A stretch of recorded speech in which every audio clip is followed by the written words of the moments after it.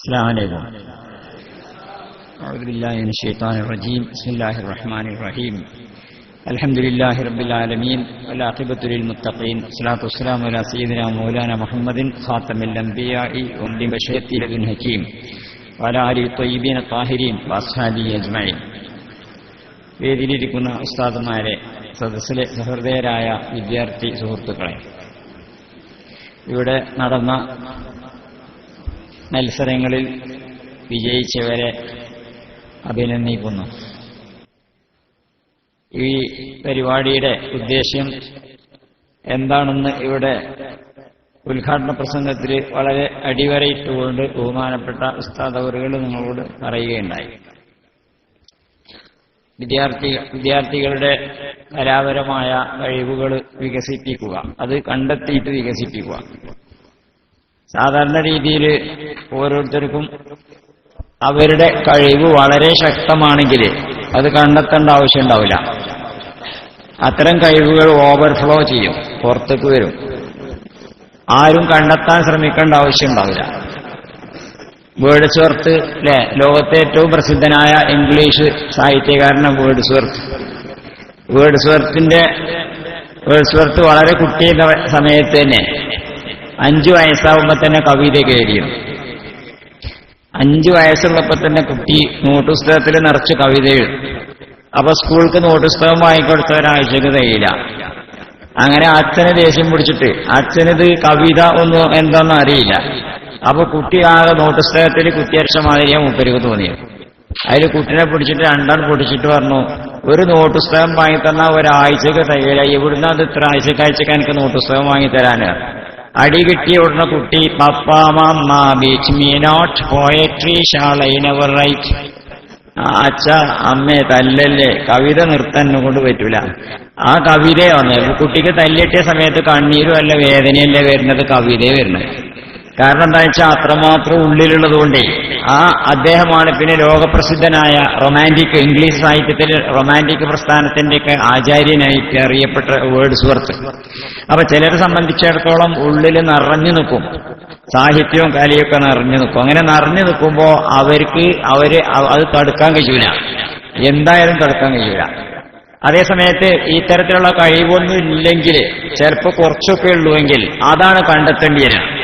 വളരെ ശക്തമാണെങ്കിൽ ഓവർഫ്ലോ ചെയ്യും. പക്ഷെ അത്ര തന്നെ അല്ലെങ്കിൽ പിന്നെ കണ്ടെത്തേണ്ടി വരും, ഉണ്ടോ നോക്കേണ്ടി വരും. അതാണല്ലോ ഒരു പശുവിനെ കറക്കണ സമയത്ത് ആ പശുവിന്റെ ആ വീട്ടില് നല്ലോണം പാലുണ്ടെങ്കിൽ ഒഴുകി വരുമല്ലോ. അത്രത്തോളം അല്ലെങ്കിൽ പിന്നെ മുട്ടി അല്ലെ അങ്ങനെ ഉണ്ടാക്കേണ്ടി വരുമല്ലോ.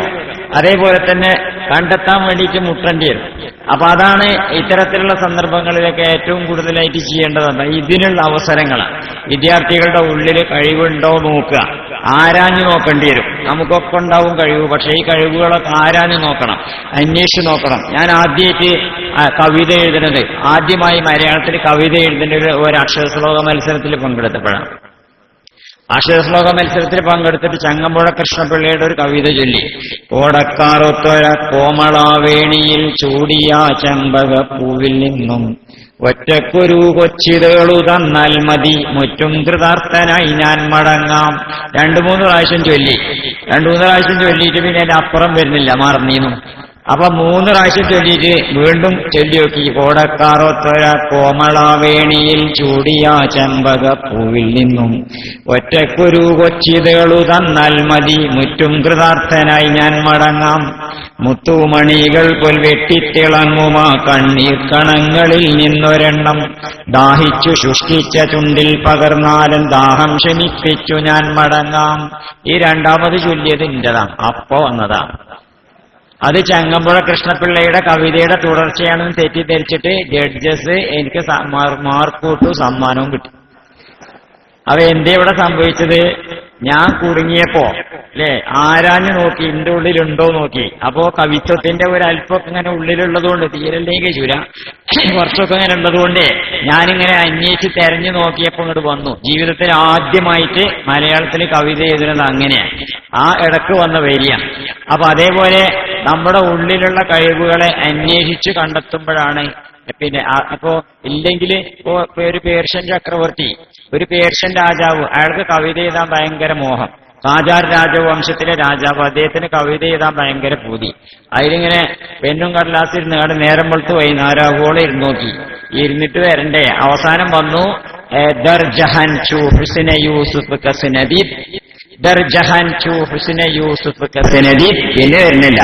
അതിലൊരു കവിയെ വിളിച്ചിരുത്തി, കവി ഇതൊന്ന് മുഴുവനാക്കി തരുമെന്ന് വെച്ചു. കവി പെന്നും കടലാസും വാങ്ങിയിട്ട് ഉടനെ ദർജഹൻ ചു ഹുസ്ന യൂസുഫ് കസ്നദീദ് ഹുസ്ന ആൻ ദാറബിക യൂസുഫ് ആഫരീദ്. കണ്ടില്ല ഞാനിങ്ങു ലോകത്തിലെങ്ങുമേ യൂസുഫിൻ സൗന്ദര്യം പോലതൊന്ന്, കാണില്ല പക്ഷയെന്നോർക്കണം യൂസുഫിൻ സൃഷ്ടാവിൻ സൗന്ദര്യം എത്രയെന്ന് എന്നാണ് പൂരിപ്പിച്ചു കൊടുത്തു. അപ്പൊ തന്നെ അപ്പോ ഇത് സംഭവിച്ചെന്താ വെച്ചാൽ രാജാവിന് വലിയ കഴിവൊന്നുമില്ല, അതുകൊണ്ട് കവി വന്നപ്പോൾ വളരെ പെട്ടെന്ന് പൂരിപ്പിക്കാൻ സാധിച്ചല്ലോ. അങ്ങനെയാണ് ഏത് കഴിവും അങ്ങനെ തന്നെ. നേരം വെളുത്ത് വൈകുന്നേരം ആഗോളം ചിത്രം വരയ്ക്കാൻ വേണ്ടി പെന്നും കടലാസ് എടുത്ത് അങ്ങനെ ഇരുന്ന് അവസാനം വൈകുന്നേരം ആകുമ്പോഴും വന്നിട്ടുണ്ടാവില്ല. അപ്പോഴേക്കാരൊരു ചെറിയ കുട്ടി ഇങ്ങനെ വരുന്നുണ്ടോ, കുട്ടി എവിടെ വന്നാ അങ്ങനെ കുട്ടി വന്നു, ഈച്ചേ എനിക്ക് ഇതൊന്നും ഇതിലൊരു ചിത്രം വരച്ചെന്നാ. ഈ കുട്ടി 2-4 വര വരച്ചപ്പോ നരേന്ദ്രമോദിയുടെ മോന്ത. ഇയാള് നേരം വെളുത്ത് വൈകുന്നേരം ആവോളം ഇരുന്ന് നോക്കിയിട്ടും വരണ്ടേ. പക്ഷെ ഈ കുട്ടി 4 വര വരച്ചുള്ളൂ. അപ്പോൾക്ക് ഇതാ. അപ്പൊ അതാണ് കഴിവ്. ഇങ്ങനെ വ്യത്യസ്തമായ കഴിവുകളായിരിക്കും ആളുകൾക്ക് ഉണ്ടാവുക. അപ്പൊ നിങ്ങളുടെ ഈ മത്സരത്തില് നിങ്ങൾ എന്തൊക്കെ മേഖലയിൽ ഏതൊക്കെ ഐറ്റം മത്സരങ്ങൾ ഉണ്ടായിരുന്നു എന്ന് എനിക്കറിയില്ല. എന്തായാലും ഇതിലൊക്കെ ഏറ്റവും ഉജ്ജ്വലമായി നിൽക്കേണ്ടതും നിങ്ങൾ അവശേഷിപ്പിക്കേണ്ടതും എന്താ വെച്ചാൽ പാട്ട് പാടുന്ന കാര്യത്തിൽ മത്സരിച്ചിട്ടുണ്ടാവും. നിങ്ങൾ നല്ല ഗായകന്മാരെ തീരുമാനിച്ചിട്ടുണ്ടാവും. പക്ഷെ നിങ്ങളൊക്കെ വലിയതായി കോളേജിൽ നിന്ന് പൈസയൊക്കെ ആയിപ്പോയ പിന്നെ നിങ്ങൾ പാടാൻ നടക്കൂല. പിന്നെ നിങ്ങൾക്ക് ബാങ്ക് കൊടുക്കാൻ ചിലപ്പോൾ ബാങ്കുവിളി മത്സരം ഉണ്ടാവും. ബാങ്കുവിളി മത്സരത്തിൽ നന്നായി ബാങ്ക് കൊടുക്കാൻ കഴിയുന്ന ഒരാളെ പറ്റി തീരുമാനിച്ചു, ജഡ്ജസ് തീരുമാനിച്ചു, ഇവിടുന്ന് ട്രോഫി വാങ്ങി. പക്ഷെ പൈസയായി പോയാൽ നിങ്ങളാരും ബാങ്ക് കൊടുക്കാൻ മിക്കവാറും നിൽക്കൂല. ഇനി കുടുങ്ങിയ ചിലപ്പോൾ അങ്ങനെയൊക്കെ പോകേണ്ടി വരും. എന്തായാലും അങ്ങനെ അതേപോലെ തന്നെ നിങ്ങൾ പിന്നെ വരക്കാനാവട്ടെ ഇങ്ങനെ ഇതിനൊന്നല്ല നിൽക്കുക. അവസാനം നിങ്ങളൊരു പണ്ഡിതനായിട്ടുണ്ടെങ്കിൽ ഉസ്താദ് കൂടെ സൂചിപ്പിച്ച പോലെ നിങ്ങളിൽ അവശേഷിക്കുന്നതും പിന്നീട് നിങ്ങൾ പ്രയോഗവൽക്കരിക്കുന്നതും നിങ്ങളുടെ പ്രസംഗ കഴിവാണ്. അതാണ് ഏറ്റവും ശ്രദ്ധിക്കേണ്ട കാര്യം. ഇന്നത്തെ കാലത്തെ നാക്കിന്റെ കഴിവ് അങ്ങനെയില്ലേ? നാക്കിന്റെ കഴിവ് ലിസാനി വസൈഫി സാരിമാനി കിലാഹുമ വയബുലുഹുമാലായബുലുഹുസൈഫു മിദ്വരി എന്നല്ലേ കവി ചൊല്ലിയത്. ലിസാനി വസൈഫി സാരിമാനി കിലാഹുമ, എന്റെ നാക്കും എന്റെ പിന്നെ വാളും രണ്ടും നല്ല മൂർച്ചയുള്ളത് തന്നെയാണ്. പക്ഷേ വയബുലുഹുമാലായബുലുഹുസൈഫു മിദ്വരി, എന്റെ വാള് എത്താത്തയിടത്തേക്ക് എന്റെ നാക്ക് എത്തുന്ന. അപ്പോ ഈ നാക്കിന്റെ ശക്തിയാണ് നിങ്ങൾ ഏറ്റവും കൂടുതലായിട്ട് വളർത്തേണ്ടത്. ഞാനിപ്പോ ഇന്നലെ ഇവിടെ പറയുന്നു, ഇന്നലെ ഞാൻ കണ്ണൂർ ജില്ലയിലെ ഈ ഇവിടെ എന്താ കുഞ്ഞിപ്പള്ളി എന്നുള്ള സ്ഥലത്തിന്റെ ലേശം അപ്പുറത്തേന്നു. അവിടെ രാത്രി എന്നിട്ട് തിരിച്ചെത്തിയത് ഒരു 4-4:30 മണിയായപ്പോൾ അവിടെ തിരിച്ചെത്തിയത്. എന്തിനാ പോയതെന്ന് വെച്ചാല് അവിടെ ഈ ചേകനൂരിന്റെ ആൾക്കാർ ഒരുപാടുണ്ടായിക്കണമല്ലോ. ഈ ചേകനൂര് ആരോ തട്ടിക്കൊണ്ടുപോയി മെച്ചൊല്ലി നമുക്കറിയില്ല, നമുക്കറിയാത്ത കാര്യമാണല്ലോ പറയാൻ വെച്ചല്ലോ. എന്തായാലും അയാൾ ആരോ കൊണ്ടുപോകുന്നത് ചെയ്തു. അങ്ങനെ അയാളെ അനുയായികൾ കുറെ ആൾക്കാർ, പ്രത്യേകിച്ച് ലോ കോളേജിലൊക്കെ പഠിക്കുന്ന ചെറുക്കന്മാര്, ഈ ചെറുക്കന്മാരൊക്കെ പാടെ കൂടിയാണ്ട് ചേകനൂരിന്റെ ആശയം അവർക്ക് ഒരു പുസ്തകം, ഒരു പ്രസിദ്ധീകരണം ഉണ്ട്. പിന്നെ എന്താ വേദദർശനം എന്ന പേരിൽ ഒരു പ്രസിദ്ധീകരണം ഉണ്ട്. ആ പ്രസിദ്ധീകരണമൊക്കെ അവിടുത്തെ പെണ്ണുങ്ങളിടയിൽ അടക്കം എത്തിയിട്ട് ഇതിൽ കുറെ ആൾക്കാരോട് കുടുങ്ങിക്കുക. എന്നിട്ട് ഇത്തരം ചെറുപ്പക്കാർ എന്നിട്ട് ആ മഹല്ല് കമ്മിറ്റി ഏർപ്പെടുത്തിയതായിരുന്നു ഒരു പരിപാടി.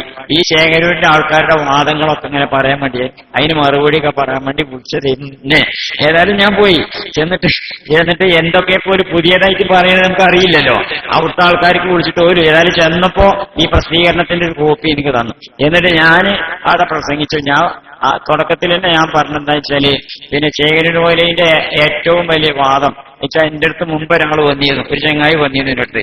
അയാളും അവിടെ പ്രചരിപ്പിക്കുന്ന കൂട്ടത്തിലുള്ള ഒരാളാണ്, ഒരു ഡോക്ടർ ജലീൽ. അയാള് എന്റെ അടുത്ത് വന്നിട്ട് പിന്നെ നിങ്ങളോട് സംസാരിക്കാൻ വന്നതാണ് ഞാൻ പറഞ്ഞു. എന്തേ ഇപ്പോന്ന് ചോദിച്ചു. ഞാനിങ്ങനെ ചേകനൂർ മൗലവിന്റെ അനുയായിയാണ്, മൗലവിന്റെ വാദങ്ങളൊക്കെ ഞാൻ എന്നെ വല്ലാതെ ആകർഷിക്കുന്നു പറഞ്ഞു. അപ്പൊ ഞാൻ ചോദിച്ചു, മൗലവിന്റെ ഏറ്റവും പ്രധാനപ്പെട്ട വാദം എന്താന്ന് ചോദിച്ചു. പ്രമാണമായിട്ട് ഖുർആൻ മതി, വേറൊന്നും വേണ്ട, ഖുർആൻ മാത്രമേ പ്രമാണം കൊണ്ടുള്ളൂ, വേറൊന്നും വേണ്ടായിരുന്നു. ഞാൻ പറഞ്ഞു നല്ല അഭിപ്രായം, എനിക്ക് നല്ലോണം പറ്റിയായിരുന്നു. കാരണം എന്താ വെച്ചാല് 300 പേജ് പഠിച്ചാൽ ആര്യമാകാലോ. മറ്റത് എന്തൊക്കെ ഈ ബുഖാരി, മുസ്ലിം, നസായി, തുർമദി എന്നൊക്കെ പറഞ്ഞ് ബൈലാവി എന്തെല്ലാം പഠിക്കണം.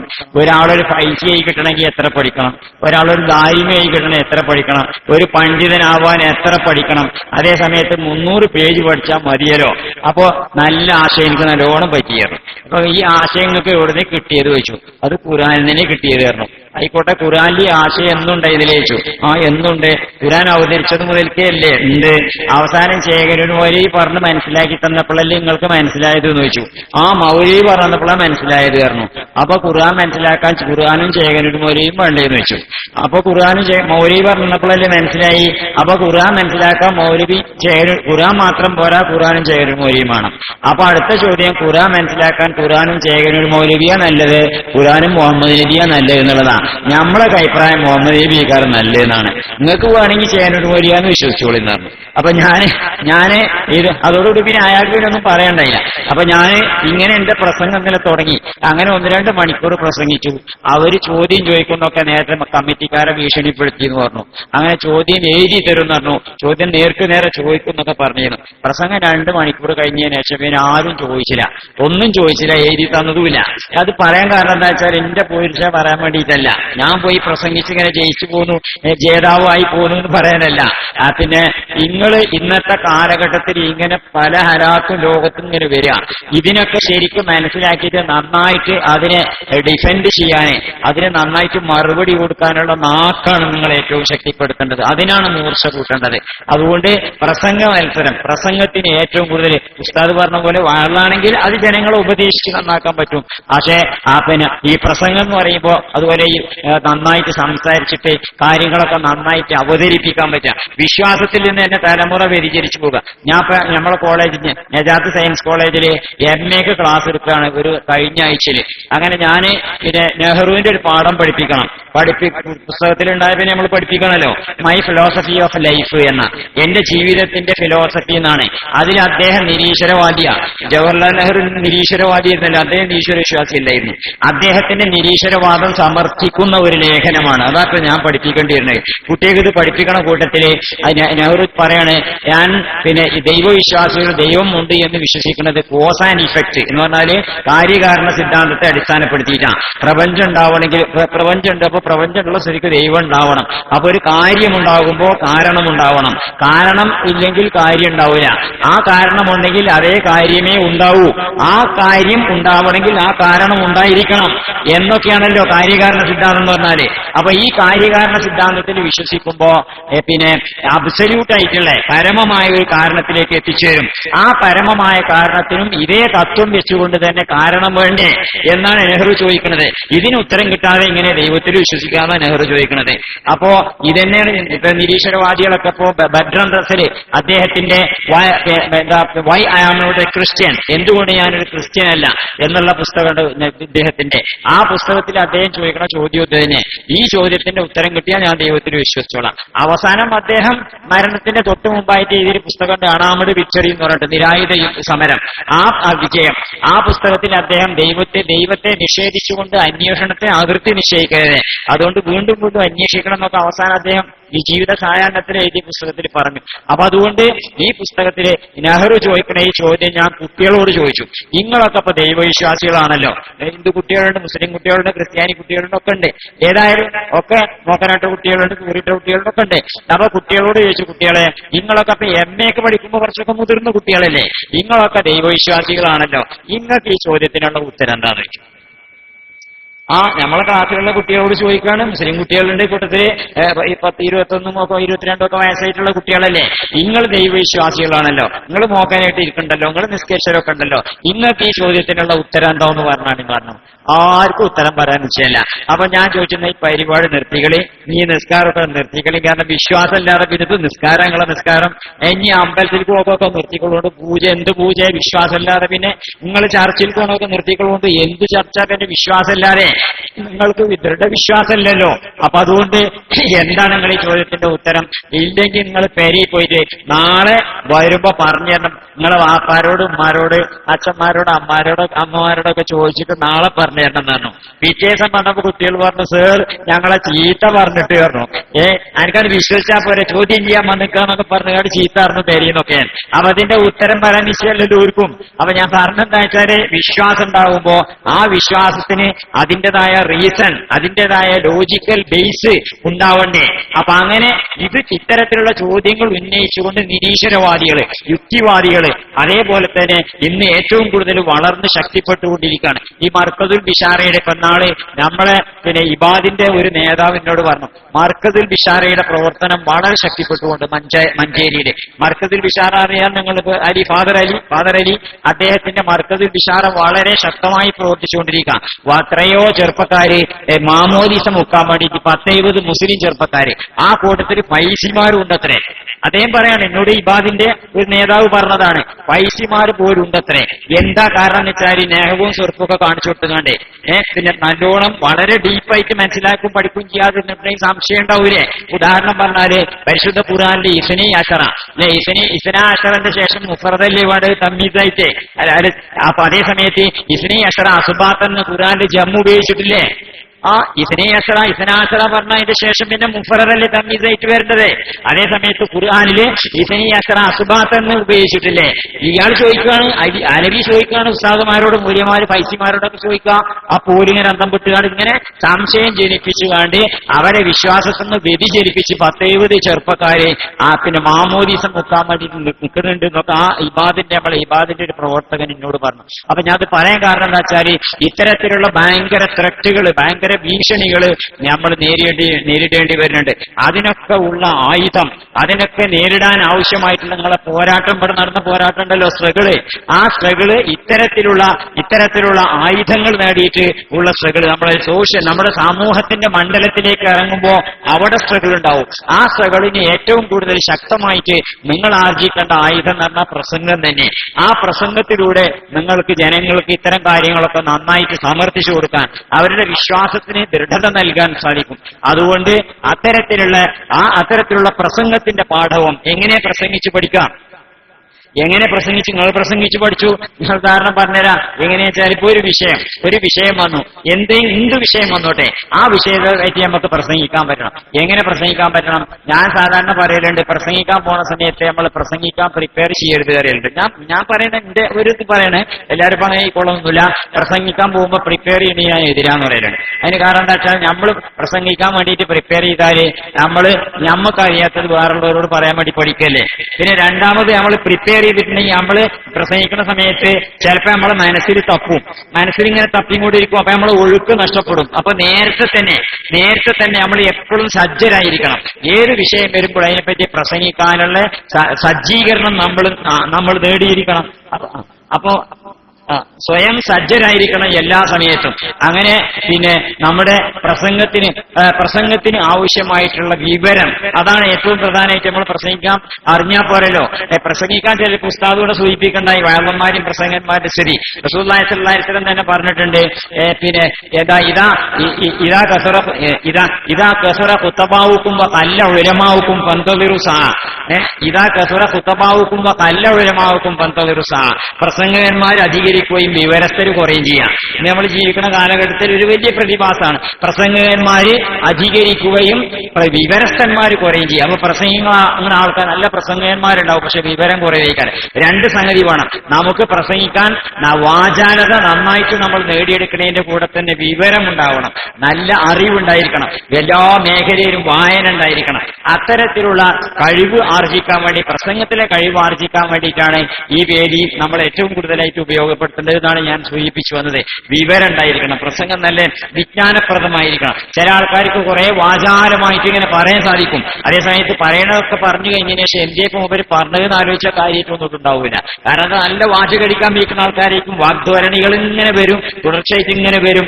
അത് അങ്ങനെയല്ല വേണ്ടത്. നമ്മൾ ജനങ്ങളിലേക്ക് വിവരം എത്തിക്കാൻ വേണ്ടിയിട്ടാണല്ലോ നമ്മൾ പ്രസംഗിക്കേണ്ടത്. അപ്പൊ അതുകൊണ്ട് ഒരു ഉദാഹരണം പറയാം എങ്ങനെ പ്രസംഗം ഉണ്ടാക്കാന്ന്. തോമസിന്റെ അമ്മക്ക് പനി ഒരു ടൈറ്റിലേ, ഒരു ശീർഷകം തോമസിന്റെ അമ്മക്ക് പനി. ഇതിനെ പറ്റിയാ പ്രസംഗിക്കേണ്ടത്. തോമസിന്റെ അമ്മക്ക് പനി, ഇതാ വിഷയം. എങ്ങനെ തോമസിന്റെ അമ്മക്ക് പനി എന്നുള്ള വിഷയത്തെ പറ്റി 2 മണിക്കൂർ പ്രസംഗിക്കുക? നമ്മളിങ്ങനെ ആലോചിച്ച് എങ്ങനെ ഇപ്പൊ 2 മണിക്കൂർ പ്രസംഗിക്കാം? അപ്പൊ ഇങ്ങനെ തോമസിന്റെ അമ്മക്ക് പനി, പോയിന്റ് ഓരോ പോയിന്റ് എങ്ങനെ ഉണ്ടാക്കിയെടുക്കണം എന്നുള്ളതിന് ഉദാഹരണമായിട്ട് പറയാം തമാശ. പിന്നെ തോമസിന്റെ അമ്മക്കാണ് പനി, അച്ഛനല്ല, ജ്യേഷ്ഠനല്ല, അനുജനല്ല, അങ്ങനെ പലർക്കുമല്ല, അമ്മക്കാണ് പനി. അമ്മക്ക് പനി ഉണ്ടായാലും അച്ഛന് പനി ഉണ്ടായാലും വ്യത്യാസമുണ്ട്. കാരണം അച്ഛന് പനി ഉണ്ടായാൽ ജോലി ചെയ്തുകൊണ്ട് അരി കൊണ്ടുവരാൻ പറ്റൂല, അമ്മക്ക് പനി ഉണ്ടായാൽ കൊണ്ടുവന്ന അരി വെക്കാൻ പറ്റൂല. അപ്പൊ അമ്മയുടെ പനിയും അച്ഛന്റെ പനിയും തമ്മിൽ വ്യത്യാസമുണ്ട്. തോമസിന്റെ അമ്മക്കാണ് പനി, അച്ഛനല്ല പനി. ഇനി പനി എന്ന് പറഞ്ഞാൽ നിങ്ങൾക്കറിയോ പനി എത്ര തരത്തിലുള്ള പനിയുണ്ട്? ചിലപ്പോൾ ടൈഫോയിഡിന്റെ പനി ഉണ്ടാവും, ചിലപ്പോൾ എലിപ്പനി ഉണ്ടാവും, ചിലപ്പോൾ മലേറിയന്റെ പനി ഉണ്ടാവും, അങ്ങനെ പലതരത്തിലുള്ള പനികൾ ഉണ്ടാവും. അങ്ങനെ തോമസിന്റെ അമ്മക്ക് ഈ കൂട്ടത്തിൽ ഏത് പനിയാണ് എന്ന് കണ്ടെത്തണം. അങ്ങനെ കണ്ടെത്തണമെങ്കിൽ എന്ത് വേണം? ചികിത്സിക്കാൻ വേണ്ടി പോകണം. ചികിത്സിക്കാൻ പോണ സമയത്ത് എത്ര തരത്തിലുള്ള ചികിത്സ ഉണ്ട് ലോകത്ത്? ആയുർവേദം ഉണ്ട്, അലോപ്പതി ഉണ്ട്, പിന്നെ ഹോമിയോപ്പതി ഉണ്ട്, നാച്ചുറോപ്പതി ഉണ്ട്, പ്രാണിക് ഹീലിംഗ് ഉണ്ട്, മന്ത്രോപ്പതി ഉണ്ട്, എത്ര ചികിത്സകളുണ്ട്. ഏത് ചികിത്സക്കാണ് പോകേണ്ടത്? അപ്പൊ തോമസിന്റെ അമ്മക്ക് പനി. അങ്ങനെ തോമസിന്റെ അമ്മക്ക് പനിയിൽ നിന്ന് ഏതൊക്കെ മേഖലയിൽ കൂടി നമുക്ക് എത്തിപ്പെടാൻ പറ്റും? 2 മണിക്കൂർ പ്രസംഗിച്ചാൽ തീരുവോ? അപ്പോ ഒരു വിഷയം നമ്മുടെ മുമ്പിൽ വന്നാല് ആ വിഷയത്തിന്റെ എല്ലാ വശങ്ങളെ പറ്റിയും ചികഞ്ഞ് അന്വേഷിച്ച് മനസ്സിലാക്കിയിട്ട് പോയിന്റ് ഉണ്ടാക്കണം. അങ്ങനെ പ്രസംഗിക്കാൻ വേണ്ടി അതിനൊരു ചെറിയ തമാശയുടെ ഉദാഹരണം പറഞ്ഞെന്ന് മാത്രം. ഇനി ഏത് വലിയ ടൈറ്റിലാണെങ്കിലും ശരി, അങ്ങനെ പ്രസംഗിച്ച് നല്ല നല്ല പ്രസംഗകന്മാരാകാൻ വേണ്ടി, ഉജ്ജ്വലമായിട്ടുള്ള പ്രസംഗന്മാരാകാൻ വേണ്ടിയിട്ടുള്ള പരിശ്രമം, അതിനു വേണ്ടിയിട്ടാണ് ഏറ്റവും കൂടുതൽ നിങ്ങൾ ശ്രമിക്കേണ്ടത്. കാരണം നിങ്ങളുടെ മേഖല അതന്നെ.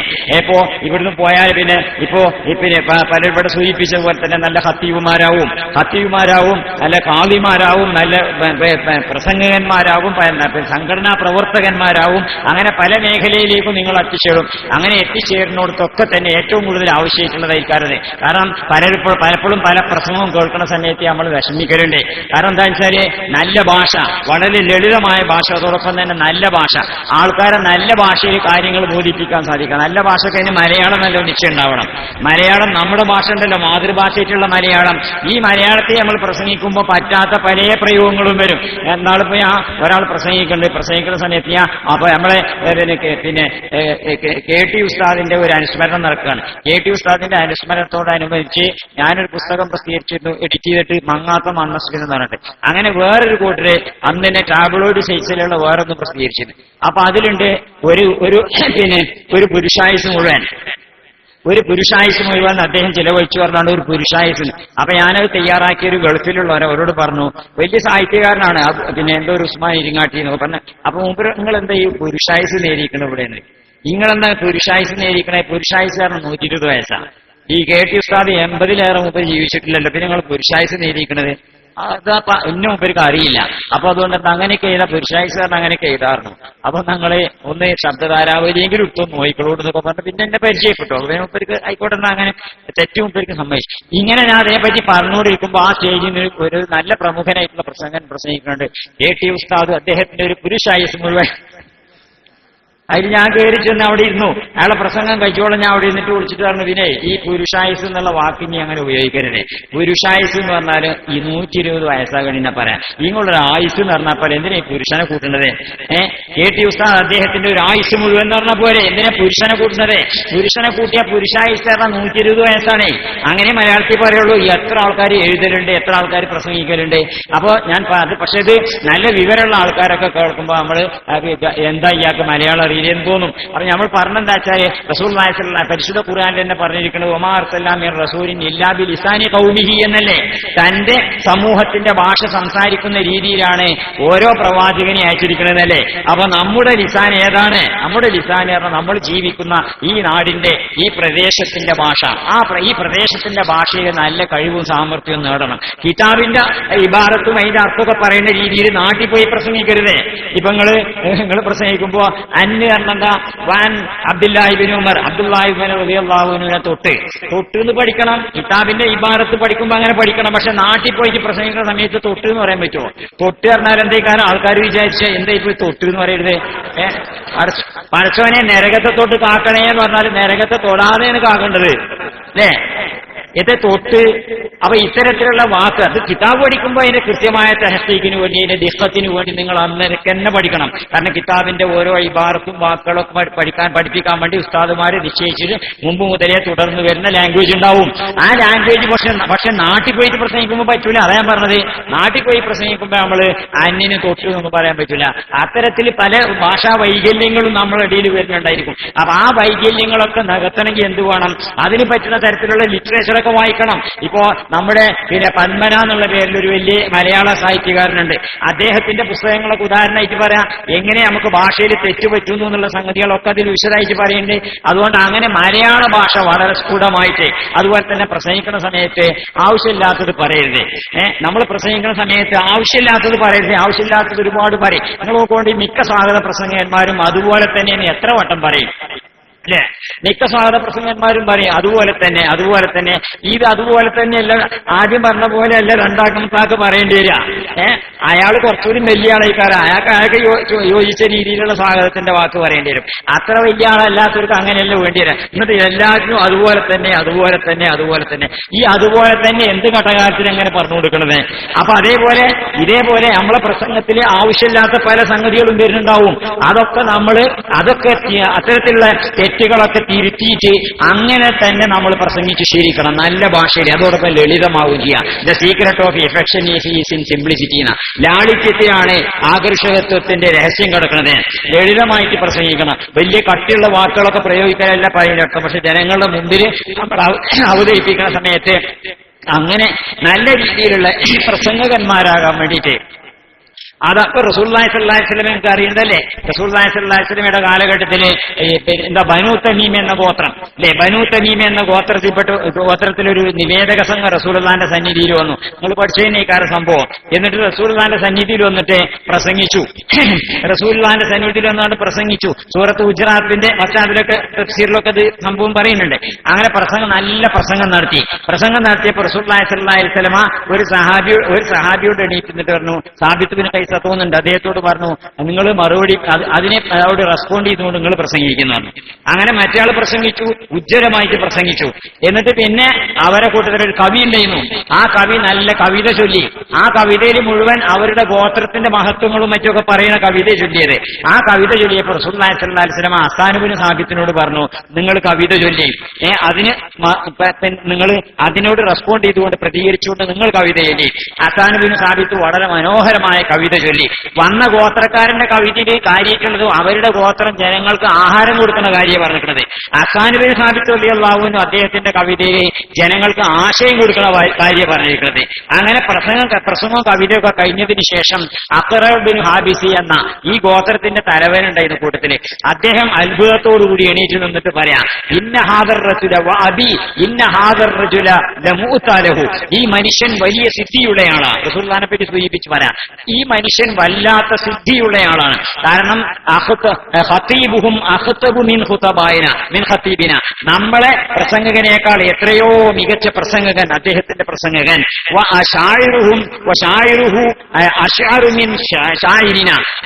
അദ്ദേഹത്തിന്റെ കവി നമ്മുടെ കവിയേക്കാൾ എത്രയോ പ്രതിഭയുള്ള കവി.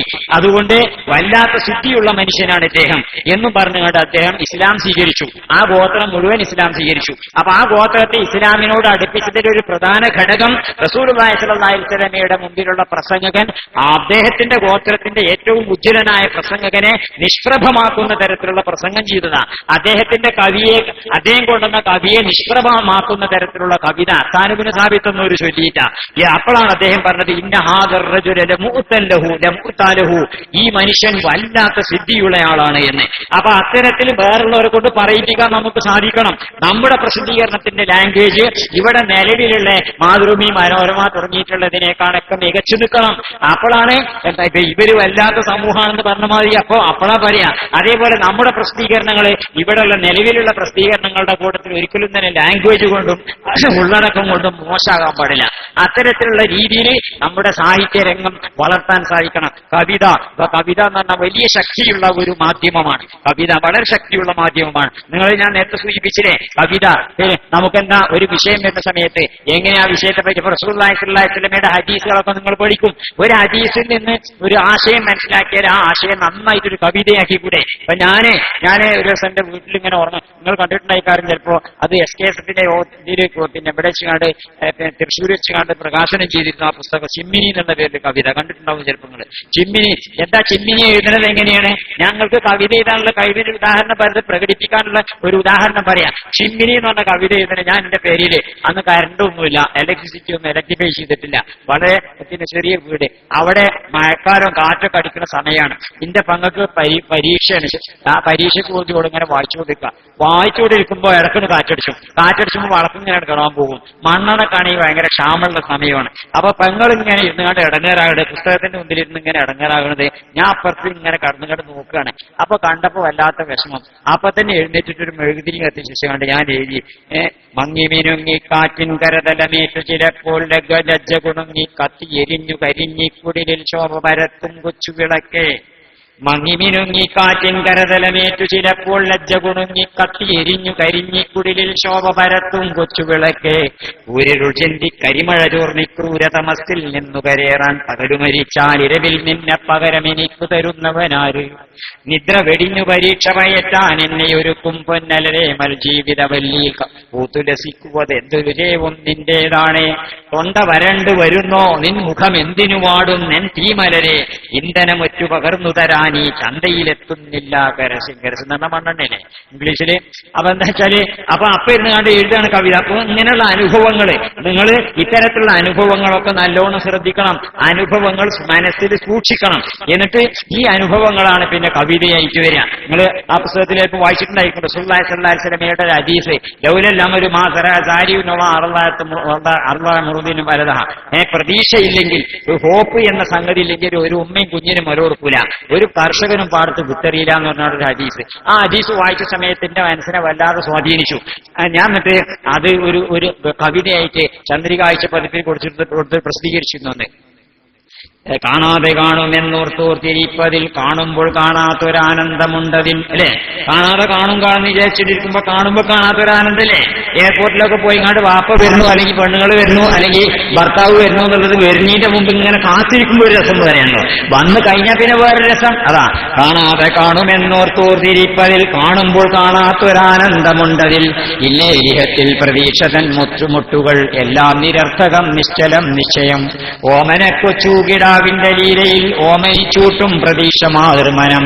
എരിയും വയറ്റിലും പൊരിയും മനസ്സിലും ചുരിയുവാൻ മഞ്ഞിൽ പ്രതീക്ഷ മാത്രം. പകലോൻ മരിക്കുമ്പോൾ വീണ്ടും എഴുന്നേറ്റു പകലൂതരാനെത്തുമെന്നു ചൊൽവു. പുസ്തകക്കെട്ടു ചുമന്നു പോകുന്നൊരു വിജ്ഞാനദാഹിയാം ബാലന്റെ മാനസം. എത്ര പ്രതീക്ഷകൾ കോർത്തെടുക്കിയിടുന്നു ചിത്രണം ചെയ്തൊരാവൃത്തൻ പലകയിൽ. കുല വാങ്ങാൻ വാഴക്കു ജലമേകുപോരതു കുല തന്നാൽ തലവെട്ടി വീഴ്ത്തിടുന്നു അല്ലെ. കുല വാങ്ങാൻ വേണ്ടി വാഴക്ക് വെള്ളം കൊടുത്തിട്ട് കുല തരുമ്പോ തലവെട്ടി വീഴ്ത്തല്ലേ. എന്താ കാരണം? വാഴയിൽ പിന്നെ ഒരു പ്രതീക്ഷയില്ല. അതാ കുല വാങ്ങാൻ വാഴക്കു ജലമേകുപോരതു കുല തന്നാൽ തലവെട്ടി വീഴ്ത്തിടുന്നു. വിവിധം ചുറ്റിലും കാണുന്ന കാഴ്ചകൾ മനതാരിലൊരു ചോദ്യചിഹ്നം വരക്കയായി. നീതിയെ വാഴ്ത്തുവോർ നീതി പുരേരുവാൻ നാക്കിട്ടടിക്കുവോരോതൊട്ടയുത്തരം. ആശകൾ എത്രയുമുള്ളിൽ നിറച്ചുകൊണ്ട് ആസന്ന മൃത്യുവായി ഞാൻ കിടപ്പൂ. എൻ ജീവിതത്തിന്റെ കാതലാമാശകൾ എൻ മരണത്തോടെ ജീവിതത്തിന്റെ കാതലാമാശകൾ എൻ മരണത്തോടെ കൂതലായി മാറുമോ. ജീവിതത്തിന്റെ കാതലാണ് ആശ. ആ ആശ മരണത്തോടുകൂടി ഇവനെ കൂതലായി പോവോ അതോ വീണ്ടും ജീവിക്കാൻ അവസരം ഉണ്ടാവുമോ എന്നുള്ള ഒരു ആശയമാണ് ഇതിൽ പറയുന്നത്. ഇങ്ങനെ ഒരു ഹദീസ് വായിക്കുമ്പോ, റസൂലുള്ളാഹിന്റെ ഹദീസ് വായിക്കുമ്പോ, ഖുർആന്റെ വാക്യങ്ങൾ വായിക്കുമ്പോ അതൊക്കെ നമ്മുടെ മനസ്സിൽ വളരെ ആഴത്തിൽ പതിയുന്ന സമയത്ത് അതിൽ നിന്ന് സാഹിത്യ സൃഷ്ടികൾ വരും, നമുക്ക് നോവലുകൾ വരും, നമുക്ക് കഥകൾ വരും. അങ്ങനെ അന്നിലക്ക് നമ്മുടെ കഴിവിനെ വളർത്തുവാനും ആർജിക്കുക, ആ അക്കത്തിന് കൂടുതൽ കഴിവ് ആർജിച്ചിട്ടുള്ള കഴിവുകൾ കൂടുതൽ ശക്തമാക്കി തീർക്കാനും വേണ്ടിയിട്ടുള്ള വേദിയായി ഇത്തരം വേദികളെ നമ്മൾ ഉപയോഗപ്പെടുത്തണം. അതാണ് എഴുത്തിന്റെയും അതുപോലെ തന്നെ പ്രസംഗത്തിന്റെയും. ഇത് രണ്ടുമാണ് നിങ്ങൾക്ക് അവശേഷിക്കുക. മറ്റതൊക്കെ നിങ്ങൾ തൽക്കാലം പാട്ടൊക്കെ പാടുന്നുണ്ടാവും, തൽക്കാലം പിന്നെ കളിക്കുന്നുണ്ടാവും, തൽക്കാലം ഓടുന്നുണ്ടാവും, ഒക്കെ പല മത്സരം ഉണ്ടായിട്ടുണ്ടായിരിക്കും. പക്ഷേ ഈ മത്സരം ഒന്നും നിലനിൽക്കണതല്ല. നിങ്ങൾ ദിവസം നിങ്ങൾ ഇവിടെ ചിലപ്പോൾ ഒരു ഓട്ട മത്സരം വെച്ചു, പക്ഷെ നിങ്ങൾ പൈസയായ പിന്നെ നിങ്ങൾ ഓടാൻ നിൽക്കലല്ലോ ചെയ്യാം, നിങ്ങൾ പിന്നെ പ്രസംഗിക്കാണല്ലോ ചെയ്യാം. അതുകൊണ്ട് പ്രസംഗ കലയെ ഏറ്റവും ശക്തമായിട്ട് വളർത്താൻ വേണ്ടിയിട്ടാണ് നമ്മൾ ജീവിക്കുന്ന നല്ല ലാംഗ്വേജിൽ, നല്ല ഭാഷയിൽ. അല്ലെങ്കിൽ ആൾക്കാർ ചിലപ്പോൾ തെറ്റിദ്ധരിക്കും, പറഞ്ഞ ആൾക്കാരത് ഉൾക്കൊള്ളാൻ പറ്റുന്ന ആൾക്കാരെ ഉൾക്കൊള്ളുന്നില്ല. അണ്ണാച്ചി ഒരു ഉസ്താദ് ഇങ്ങനെ പ്രസംഗിച്ചു കൊടുക്കുകയാണ് പിന്നെ സിറാത്ത് പാലത്തെ പറ്റി. സിറാത്ത് പാലം എന്ന് പറഞ്ഞാല് പിന്നെ ഒരു മുടി 7 ആയി ചീന്തിയിട്ട് ഒരു മുടി 7 ആയി ചീന്തിയിട്ടായിട്ട് ഒരു ചീന്തുകൊണ്ടാണ് സിറാത്ത് പാലിട്ടിരിക്കുന്നത് പറഞ്ഞാണ്ട് ഒരു ഉസ്താദ് ഇങ്ങനെ പ്രസംഗിക്കുക. അപ്പൊ അണ്ണാച്ചി ഇരിക്കണ്ട അവിടെ പ്രസംഗം കേൾക്കണം കൊടുത്തിരും. ഇവർക്ക് മലയാളമൊക്കെ തേങ്ങി, ഇപ്പൊ നാട്ടിൽ അണ്ണാച്ചികൾ കുറെ ഉണ്ടല്ലോ. അപ്പൊ അണ്ണാച്ചി പറഞ്ഞു, ഇന്ത ഉലകമെല്ലാം പടയത്തെ കടവുള്ളവർക്കൊരു തേക്കുന്നടി സിറാത്ത് പാല ഇട്ടിക്കണതേ മുടി 7 ആയി ചീന്തിട്ടുള്ള ഒരു ചീന്തുകൊണ്ടാണ് ഇട്ടിക്കണത് എന്ന് പറഞ്ഞപ്പോ മുമ്പിൽ കേട്ടപ്പോഴേ ഇന്ത ഉലകമെല്ലാം പടയത്തെ കടവുള്ളവർക്ക് ഒരു തേക്കുന്നടി, ഈ പിന്നെ ലോകമൊക്കെ പടച്ചവൻ അതിന്റെ മോളിൽ കൂടി ഇടാൻ ഒരു തേക്കുന്നടി കിട്ടിയില്ലേ, ഇടങ്ങേറായി. അപ്പൊ നമ്മള് ആളുകൾക്ക് എന്താണ് ഈ പറഞ്ഞതിന്റെ താല്പര്യം, അതിനൊരു അർത്ഥം ഉണ്ടല്ലോ, ആ അർത്ഥം മനസ്സിലാക്കിക്കൊണ്ട് അത് ഉൾക്കൊള്ളുമ്പോഴാണല്ലോ. അപ്പൊ നമ്മൾ പ്രസംഗിക്കുമ്പോ ആ പ്രസംഗം കേൾക്കുന്നവര് എങ്ങനെ ഇത് ഉൾക്കൊള്ളുന്നത് എന്ന് നമ്മൾ മനസ്സിലാക്കണം. അങ്ങനെ വേണം നമ്മൾ പ്രസംഗിക്കാൻ. നമ്മൾ എങ്ങനെയാണ് ഉൾക്കൊള്ളുന്നത്, ആൾക്കാരുടെ മനസ്സ് മനസ്സിലാക്കിയിട്ട്, മനഃശാസ്ത്രം മനസ്സിലാക്കിയിട്ട്. മനഃശാസ്ത്രം എന്ന് പറഞ്ഞാൽ ഖുർആനും സുന്നത്തുനിന്നും മനസ്സിലാക്കണം മനഃശാസ്ത്രം പറയുന്നത്. ഫ്രോയിഡിന്റെയും യുങ്ങിന്റെയും മനഃശാസ്ത്രമല്ല. ഫ്രോയിഡിന്റെയും യുങ്ങിന്റെയും മനഃശാസ്ത്രം പഠിച്ചുകൊണ്ട് ഒരച്ഛൻ പ്രസംഗിച്ചല്ലോ, ഒരച്ഛൻ പ്രസംഗിച്ചു പള്ളിയിലച്ഛന്മാര് നല്ല സൈക്കോളജി പഠിക്കും. അപ്പൊ നിങ്ങൾ പഠിക്കേണ്ട സൈക്കോളജി, മനസ്സിലാക്കേണ്ട സൈക്കോളജി അതല്ല, ഖുർആനും ഹദീസും കിട്ടുന്ന സൈക്കോളജിയാണ്. റസൂലുള്ളാഹി സ്വല്ലല്ലാഹു അലൈഹി വസല്ലം പറഞ്ഞിട്ടില്ലേ, ഇന്നൽ ഖുലൂബി ഇഖ്ബാലൻ വ ഇദ്ബാരൻ ഫൗതുഹാ മിൻ ഇഖ്ബാലിഹാ വ ഇദ്ബാരിഹാ. മനസ്സുകൾക്ക് ചില ആഭിമുഖ്യങ്ങളും വൈമുഖ്യങ്ങളും ഉണ്ടാവും. ആ ആഭിമുഖ്യവും വൈമുഖ്യവും ശ്രദ്ധിച്ചുകൊണ്ട് നിങ്ങൾ മനസ്സിനെ സമീപിക്കുവാണ്. അപ്പൊ അതാണ് സൈക്കോളജി. അച്ഛൻ പ്രസംഗിച്ചു, മത്തായി അച്ഛൻ പ്രസംഗിച്ചു, സ്റ്റേജിൽ കയറിങ്ങാണ്ട് മനഃശാസ്ത്രം പഠിച്ചുകാണ്ട്. അപ്പൊ എന്താ 10 കൽപ്പനയെ പ്രസംഗിക്കണത്, 10 കമാൻഡ്മെന്റ്സ്. ഒന്നാമത്തെ കൽപ്പന, നിങ്ങൾ മോഷ്ടിക്കരുത്, മോഷണം നടത്തരുത്. അപ്പൊ ജോർജിന്റെ മുന്നിൽ ഇരുന്നാണ് ഇങ്ങനെ വിഷമിക്കണേ. അപ്പൊ എന്താ അച്ഛൻ മനസ്സിലാക്കിയോ മോഷ്ടാവാണെന്ന് മനസ്സിലാക്കി. അപ്പോ പിന്നെ ഒരു കൽപ്പന, നിങ്ങൾ വ്യഭിചരിക്കരുത് എന്ന് പറഞ്ഞു. അപ്പോ പിന്നെ ജോർജിന്റെ മുഖത്തൊരു വല്ലാത്ത പ്രസന്നത. അപ്പോ അച്ഛൻ മനസ്സിലാക്കി അയാൾക്ക് വ്യഭിചരിക്കണ കുഴപ്പമൊന്നുമില്ല. അങ്ങനെ പ്രസംഗം കഴിഞ്ഞതിന് ശേഷം ജോർജിനെ വിളിച്ചു. അച്ഛൻ വിളിച്ചു, ജോർജ് കൂടെ വരുമോ പറഞ്ഞു. പിന്നെ ഞാൻ പ്രസംഗിക്കുന്നു, നിനക്ക് മോഷണത്തിന്റെ സ്വഭാവം ഉണ്ടെന്ന് മനസ്സിലായി, നിനക്ക് ഏതായാലും വ്യഭിചാരം പോലത്തെ കുഴപ്പമൊന്നുമില്ല ഇല്ലാന്നും മനസ്സിലായി, ആ മോഷണ സ്വഭാവം കൂടി ഒഴിവായിക്കുള്ളൂ എന്ന് പറഞ്ഞു. അപ്പൊ ജോർജ് പറഞ്ഞു, അച്ഛോ മോഷിക്കരുത് എന്ന് പറഞ്ഞ സമയത്ത് എന്റെ മുഖത്തൊരു വല്ലായ്മ അനുഭവപ്പെട്ടിട്ടുണ്ടായിരിക്കും. അത് മോഷിച്ചതിലുള്ള വിഷമം കൊണ്ടല്ല, അത് മോഷിച്ച കോടയോടെ മറന്നു വെച്ചിരുന്നു, അത് അപ്പളാ ഓർമ്മ വന്നത്. പിന്നെ നിങ്ങളെ അടുത്ത കൽപ്പന, ഡു നോട്ട് കമ്മിറ്റ് അഡൾട്ടറി, വ്യഭിചരിക്കരുതെന്ന് കൽപ്പന സമയത്ത് മോഷിച്ച കോടയോടെ വെച്ചതെന്ന് ഓർമ്മ വന്നു. അതുകൊണ്ടാണ് എന്റെ മുഖം പ്രസന്നായത്. അപ്പൊ എന്താ വെച്ചാല് മനഃശാസ്ത്രം, നമ്മൾ പഠിക്കുന്ന ലോകത്തുള്ള മനഃശാസ്ത്രം George the face is index of mind എന്നാ മനഃശാസ്ത്രത്തിൽ പറയാം. മുഖം മനസ്സിന്റെ കണ്ണാടിയാണേ. അപ്പൊ ഇയാള് മുഖം മനസ്സിന്റെ കണ്ണാടി വിചാരിച്ചുകൊണ്ട് ജോർജിന്റെ മുഖം വായിച്ചതാണ്. അങ്ങനെ നോയിക്കൊള്ളുന്നില്ല, മുഖം മനസ്സിന്റെ കണ്ണാടി ആയിക്കൊള്ളുന്നൊന്നുമില്ല. അങ്ങനെ അപ്പൊ ഞാൻ പറഞ്ഞത് എന്താണെന്ന് വെച്ചാൽ, യഥാർത്ഥ സൈക്കോളജി എന്ന് പറഞ്ഞാൽ അതല്ല. യഥാർത്ഥ സൈക്കോളജി കൂടെ, കാരണം ഏത് സൈക്കോളജിസ്റ്റ് ആണെങ്കിലും ആ സൈക്കോളജിസ്റ്റ് ഒക്കെ തന്നെ ബാഹ്യ ലക്ഷണം നോക്കിയാണ്ടാണ് മനസ്സിനെ പറ്റി പഠിക്കുന്നത്. ബാഹ്യ ലക്ഷണം നോക്കിയാൽ മനസ്സിനെ പറ്റി പഠിക്കാൻ പറ്റിക്കൊള്ളുന്നില്ല പലപ്പോഴും. മനസ്സിന്റെ ഉള്ളറിയുന്നത് അള്ളാഹ്ക്കും റസൂലിനെ ഉള്ളറിയ. അതുകൊണ്ട് അവര് പഠിപ്പിച്ചെന്ന മനഃശാസ്ത്രം, അവരിൽ കൂടി കിട്ടുന്ന മനഃശാസ്ത്രം ഉണ്ടല്ലോ, ആ മനഃശാസ്ത്രമാണ് നിങ്ങൾ ഉൾക്കൊള്ളുകയും ചെയ്യുന്നത്. അങ്ങനെ ജനങ്ങളെ മനസ്സിലാക്കാൻ വേണ്ടിയിട്ട് ശ്രമിക്കേണ്ടത്. അങ്ങനെ ജനങ്ങളെ ഉൾക്കൊണ്ടും മനസ്സിലാക്കിയിട്ട് എത്തരം സദസ്സിനെയാണ് ഞാൻ അഭിസംബോധന ചെയ്യുന്നത് എന്ന കാര്യം ശ്രദ്ധിച്ചുകൊണ്ടായിരിക്കണം പ്രസംഗിക്കുന്നത്. അതിനുള്ള ശരീരം അതേപോലെ തന്നെ കുത്തുബയുടെ കാര്യം ഇവിടെ സൂചിപ്പിക്കണ്ടായി. അല്ലെ, നിങ്ങളൊക്കെ ഹത്തീബുമാരാവും. ഞാൻ ഇടയ്ക്കൊരു അഭിപ്രായം പറയാം. റസൂലുള്ളാഹി സ്വല്ലല്ലാഹി അലൈഹി വസല്ലമയുടെ ഖുതുബയെ പറ്റി പറഞ്ഞിട്ടില്ലേ, കാന യുതവ്വിലു സലാത്തഹു വ യുഖസ്സിറു ഖുതുബതഹു. റസൂലുള്ളാഹി സ്വല്ലല്ലാഹി അലൈഹി വസല്ലമ നമസ്കാരം ദീർഘിപ്പിക്കുകയും ഖുതുബ ചുരുക്കുകയും ചെയ്തിരുന്നു. എന്ന് പറഞ്ഞാല് ഖുതുബ നമസ്കാരത്തെക്കാൾ നീളാൻ പാടില്ല എന്നല്ലേ ഇതിനൊരു ധ്വനിയില്ലേ? ഖുതുബ നമസ്കാരത്തേക്ക് നീളാൻ പാടില്ലല്ലോ. നിങ്ങൾ ഹത്തീബുമാരാവുമ്പോഴേക്ക് മനസ്സിലാക്കാൻ വേണ്ടിയിട്ട് സംഗതി പറയാം. എന്റെ അഭിപ്രായം ഞാൻ പറയുന്നത്, ഖുതുബ നമസ്കാരത്തേക്കാൾ നമസ്കാരത്തെക്കാൾ നീളാൻ പാടില്ല. പിന്നെ പള്ളിക്കല് പക്ഷെ അതുകൊണ്ട് ഇബ്നു നബാത്തുൽ മിസ്രി ആണെങ്കിലോ അദ്ദേഹം ഈ നമസ്കാരത്തെക്കാൾ നീളാത്ത രീതിയിലുള്ള ഖുത്ബയാണ് മൂപ്പര് തയ്യാറാക്കിയിരിക്കുന്നത്. പക്ഷെ നമ്മൾ ചിലപ്പോ അതങ്ങോട്ട് നീട്ടിയിട്ട് അൽഹംദുലില്ലാ എന്ന് പറയുന്നത് ഒരുപാട് നീട്ടിയിട്ട് അൽഹംദുലില്ലാ അതാ പിന്നെ നിങ്ങൾ തന്നെയല്ലേ. അപ്പൊ അതുകൊണ്ട് അങ്ങനെ തന്നെയാണോ ഇത് ഓതേണ്ടതെന്ന് പരിശോധിക്കണം. അങ്ങനെയൊക്കെ തന്നെ കുത്തുബ ഓതേണ്ടതുണ്ടോ? പിന്നെ അതേപോലെ തന്നെ ഖുർആൻ മനുഷ്യന്മാതിരി കുത്തുബ മനുഷ്യണ്ടോ? ഖുർആനിൽ നമ്മൾ ഓതുന്ന സമയത്ത് ഇന്നൊക്കെ പറയാം, പക്ഷെ കുത്തുബിയിൽ എന്തിനാ ഇന്ന മനുഷ്യത്? അത് അറബി ഭാഷയിലല്ലേ പറയേണ്ടത്. അപ്പൊ അതുകൊണ്ട് നിങ്ങളൊക്കെ ഖത്തീബ്മാരാവും. അപ്പൊ ഖത്തീബ്മാരാകുന്ന സമയത്ത് അതേപോലെ തന്നെ ശ്രദ്ധിക്കേണ്ട മറ്റൊരു കാര്യം കൂടുതൽ പറയാണ്. പലപ്പോഴും നമ്മുടെ നാട്ടിലുള്ള പലപ്പോഴും പല ഖത്തീബ്മാരും പല ഓത്തുകാരും ഒക്കെ തന്നെ ശ്രദ്ധിക്കലുണ്ട്, നമ്മളെ ശ്രദ്ധയിൽ വരലുണ്ട്. അത് ഉദ്ദേശപൂർവ്വം ശരിക്കും നിയ്യത്ത് ഇന്നവല്ലാമാര് വിനിയാത്തിന്നല്ലേ ഉദ്ദേശപൂർവ്വം കാര്യങ്ങൾ ചെയ്യാത്തതുകൊണ്ട് സംഭവിക്കുന്നതാ. എന്താ ഉദ്ദേശപൂർവ്വം ചെയ്യാറുള്ളത്? നമ്മൾ ഏത് പണിയെ ചെയ്യുന്ന അതിൽ നമ്മൾ ശ്രദ്ധിക്കണം. നമ്മൾ ഭക്ഷണം കഴിക്കുകയാണെങ്കിൽ അതിൽ നമ്മൾ ശ്രദ്ധിക്കണം. നമ്മൾ വസ്ത്രം ധരിക്കുകയാണെങ്കിൽ അപ്പൊ അതിൽ കോൺസെൻട്രേറ്റ് ചെയ്യണം. നമ്മൾ മൂത്രം കഴിക്കുകയാണെങ്കിൽ അതിൽ കോൺസെൻട്രേറ്റ് ചെയ്യണം. എന്ത് പണിയെ നമ്മൾ ക്ഷീണിച്ച അതിലാണ് നമ്മൾ ശ്രദ്ധ കൊടുക്കേണ്ടത്. അതാ ഇന്നമല്ലാമാര് വിനിയാത്തി. അമലിന്റെ ഒപ്പം എപ്പോഴും ഉദ്ദേശം ഉണ്ടാവണം.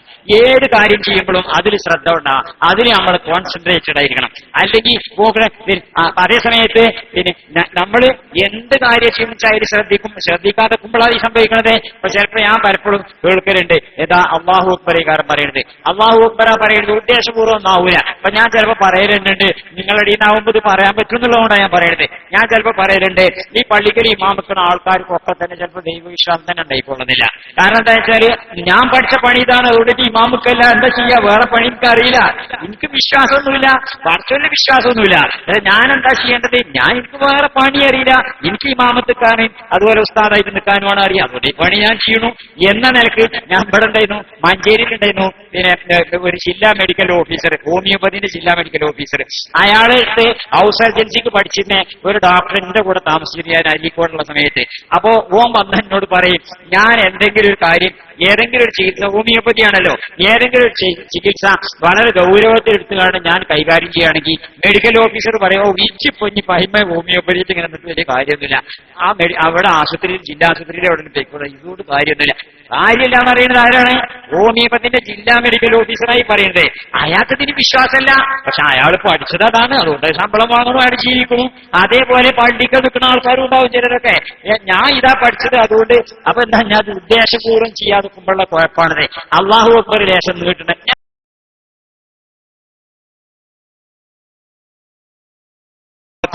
ഒരു പിന്നെ അരി വിതരണുണ്ട്. അരി വിതരണം റമദാൻ മാസത്തിൽ ലീഗയുടെ അരി വിതരണം. അപ്പൊ എന്നെ പ്രസംഗിക്കാൻ വേണ്ടി വിളിച്ചു.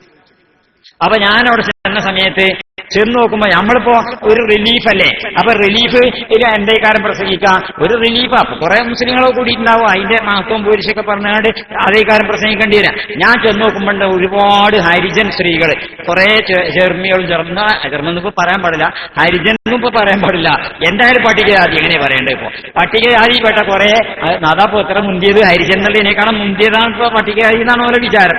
എന്തായാലും അങ്ങനെ ഇപ്പൊ പറയാൻ പാടുള്ളൂ, ഹരിജൻ ഒന്നും പറയാൻ പാടില്ല. നമ്മളെ മുഖ്യമന്ത്രി നായനാരാണ് കുട്ടപ്പന ഹരിജൻ വിളിച്ചിട്ട് കേസായാലും മൂപ്പർക്കെതിരിൽ അങ്ങനെയൊന്നും വിളിച്ചാൻ പാടില്ല.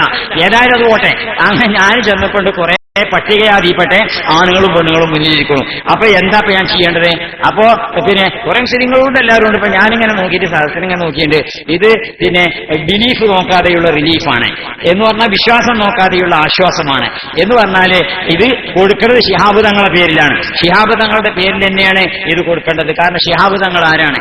അദ്ദേഹം ഒരിക്കലും പാണക്കാട് നിൽക്കുന്ന സമയം പാണക്കാട് മീറ്റിംഗ് നടക്കാണ്. മീറ്റിംഗ് ആരുടെയാണ്?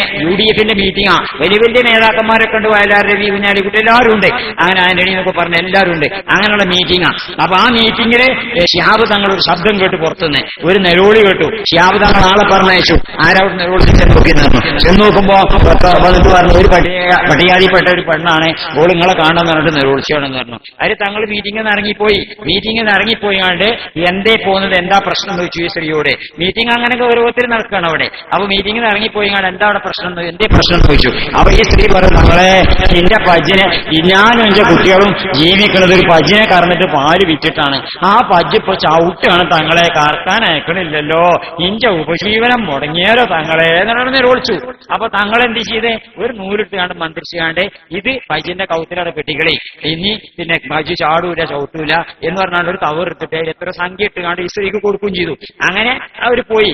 അങ്ങനെ അപ്പോൾ പിന്നെ അവിടെ ഒരു പിന്നെ കേരള സംസ്ഥാനം മുഴുവൻ കറക്കുന്ന കാര്യം ആലോചിക്കുമ്പോഴും ശിഹാബ് തങ്ങൾക്ക് ഒരു പട്ടികജാതിയിൽപ്പെട്ട പെണ്ണിന്റെ പൈച്ചിനെ കറക്കുന്ന കാര്യമാണ് വിഷയമായത്.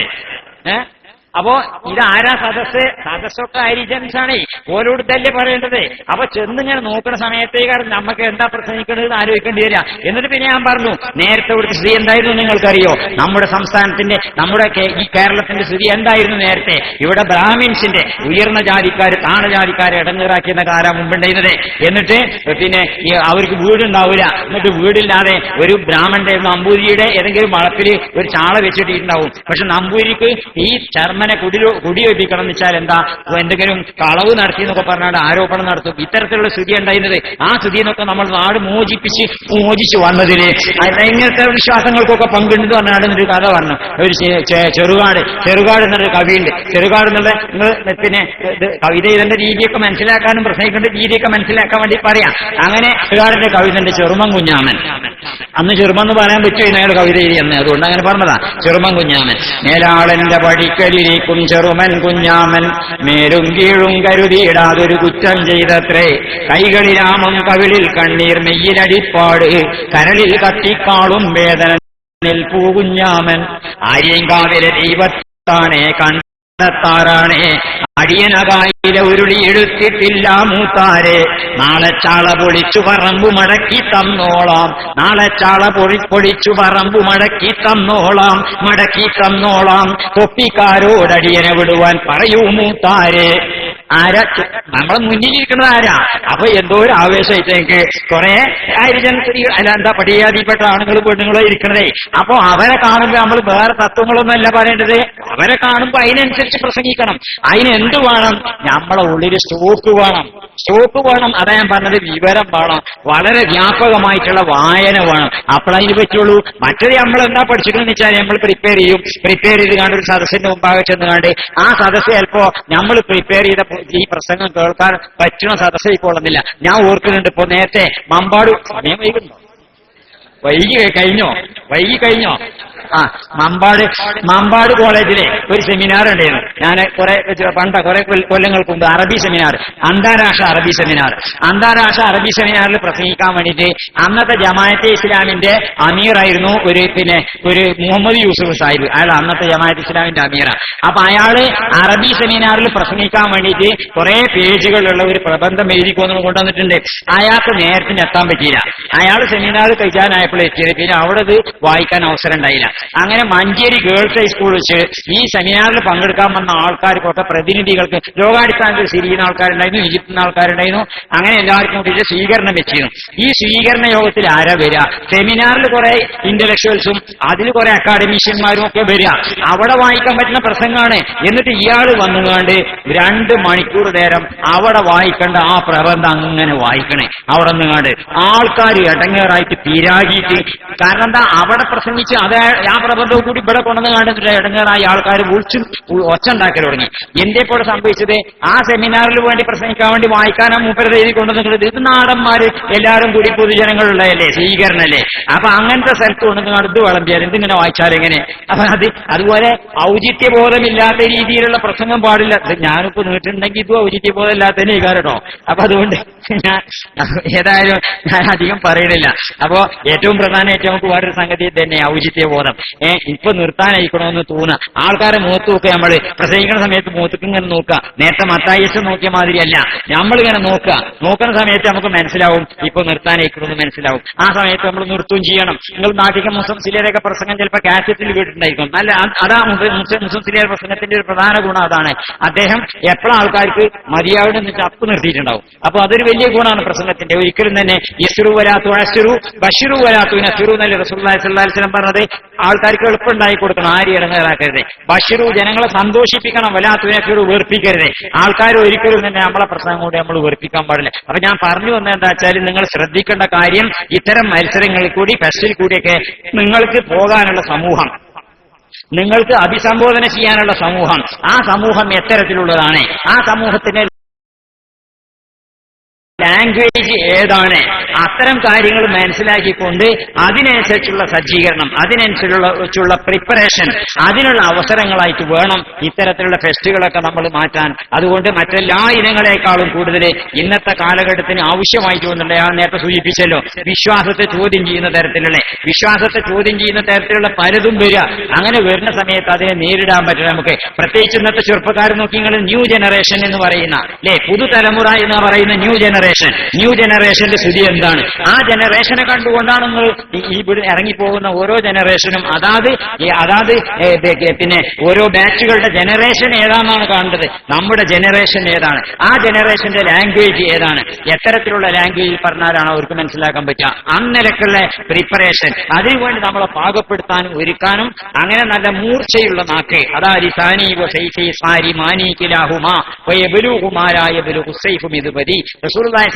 യുടെ സദസ്സിൽ വന്നുകാണ്ട് പ്രസംഗിച്ചപ്പോ പുറത്തുനിന്ന് വന്ന ആൾക്കാർ പറഞ്ഞത് ഇവര് നല്ല സിദ്ധിയുള്ളവരാണെന്ന് പറഞ്ഞാണ്ട് അവരെ പ്രസംഗം കേട്ടിട്ട് ഇസ്ലാമിൽ ആകർഷകരായില്ലേ.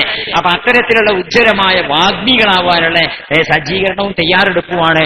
ഈ അവസരത്തിലൊക്കെ നിങ്ങൾ അതിനുള്ള ഉത്സാഹമായിരിക്കട്ടെ എന്ന് പറഞ്ഞുകൊണ്ട് ഇവിടെ നടന്ന ഈ ഫെസ്റ്റില് പങ്കെടുത്ത് വിജയിച്ചവർക്കും ഇനി വിജയിക്കാത്തവർക്കും, വിജയം എന്ന് പറഞ്ഞാല് ചിലപ്പോ വിജയിച്ചിട്ടുണ്ടാവും ചില ആൾക്കാർ, ചിലപ്പോൾ ശ്രമിച്ചിട്ടുണ്ടായിരിക്കും. പക്ഷെ ശ്രമമാണല്ലോ ഏറ്റവും വലുത്. ഇവിടെ സൂചിപ്പിച്ചല്ലോ മൻശദ്ദ, ആ പരിശ്രമം എന്നുള്ളതാണ് വലുത്. വജത ഉണ്ടോ ഇല്ല എന്നുള്ളതല്ല, പരിശ്രമമാണ്. പരിശ്രമത്തിന്റെ വഴിയിലാണ് നമ്മൾ ഉണ്ടാവേണ്ടത്.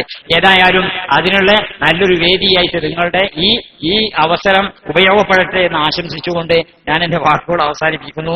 വൈകിയെങ്കിൽ ക്ഷമിക്കണം. വാഹിർ ദഅ്വാനാ അൽഹംദുലില്ലാഹ് വലാ ഹൗല വലാ ഖുവത ഇല്ലാ ബില്ലാഹ്. അല്ലാഹുമ്മ സ്വല്ലി അലാ മുഹമ്മദിൻ വആലി മുഹമ്മദ്. അസ്സലാമു അലൈക്കും വറഹ്മത്തുള്ളാഹി.